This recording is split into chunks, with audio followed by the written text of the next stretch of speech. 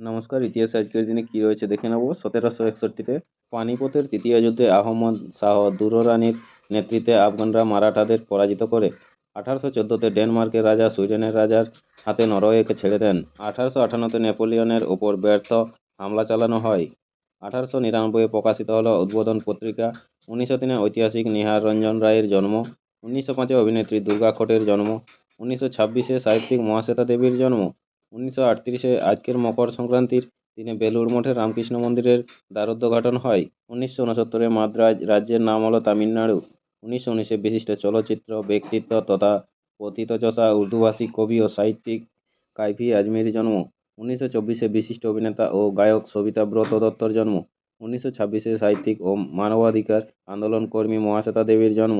1929-এ বিশিষ্ট সঙ্গীতশিল্পী ও সুরকার শ্যামল মিত্রের জন্ম। 1954-তে স্বাধীনতা সংগ্রামী বিপিন বিহারী গঙ্গোপাধ্যায়ের মৃত্যু। 1965-তে ব্যান্ডিট কুইন ছবি খ্যাত অভিনেত্রী সীমা বিশ্বাসের জন্ম। 1972-এ অভিনেত্রী অনুভা গুপ্তর মৃত্যু। 1977-এ ভারতের কার রেস তারকা নারায়ণ কার্তিকেয়নের জন্ম। 2005-এ শনি গ্রহের বৃহত্তম উপগ্রহ টাইটান হুইজেন্সের অবতরণ।